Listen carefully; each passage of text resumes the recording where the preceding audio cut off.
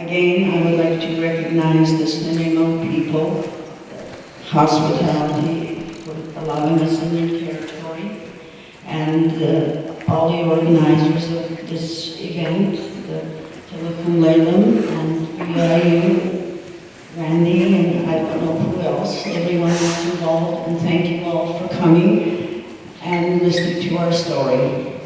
Out of my 18 years, from birth to 18 years, from age 4 to age 18, is spent mostly away from home in residential schools. I spent 3.5 years of that time at a day school, where one of the places we lived. Other than that, all my life was away from my family in different areas.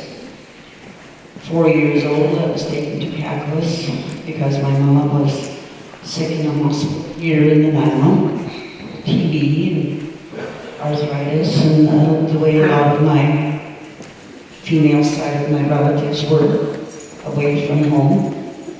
And my dad was working, so they placed me in a residential school so we could be looked after. And I'm sorry, I just recognized somebody I know, Ray. And all the people that were in residential school were taken there away from their families.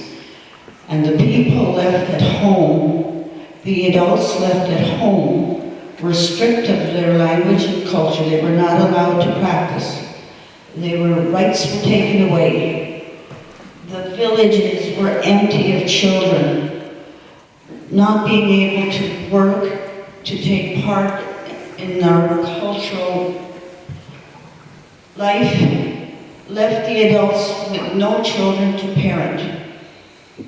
And that broke down our homelands.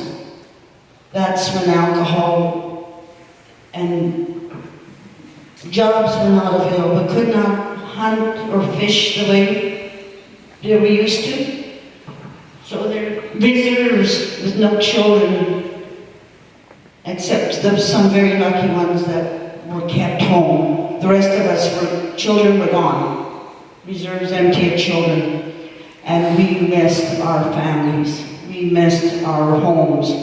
And to be away from it for that many years and forced to think in ways that are foreign to us. My nans in Sarita used to tell me stories about the spirits, this and that, and about our people. And I was fascinated. Then I went to Kakwas, and the Catholics told us about all the saints in Jesus Christ, and this is the only way. And the other thing is just plain superstition. You have to let it go. And that was all the way through my life. That was the brainwashing that I had. But I was very lucky, I was a reader. So I read about other culture, Buddhists, other ways of life, other peoples. And my dad had an open mind. And he helped me to be open to other ways. He wanted us to be open to others. He wanted us to survive.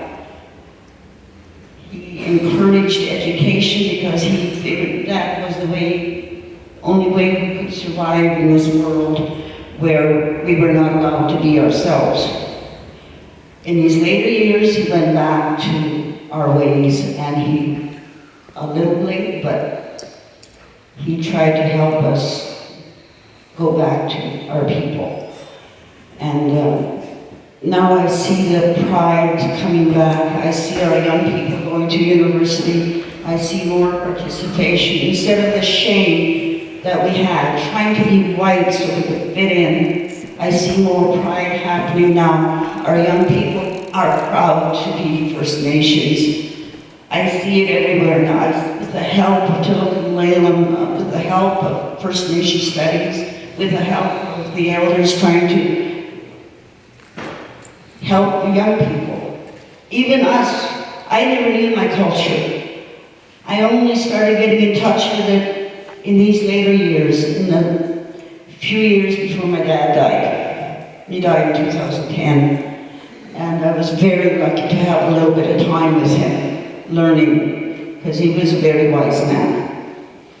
And I'm grateful that you're here with your open minds.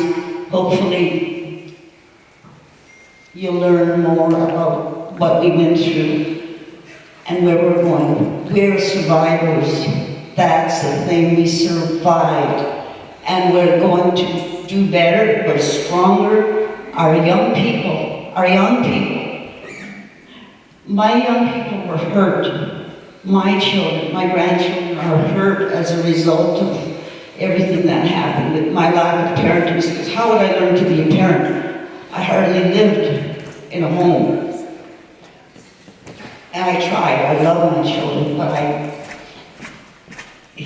their father was a survivor and didn't survive very well, so things happened to my children, and it's affecting my grandchildren.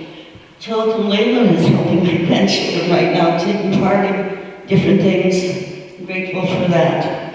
And now the family, we're still scattered. Our people are scattered all over because of the breakup that residential school caused. But we're trying now to connect with our people.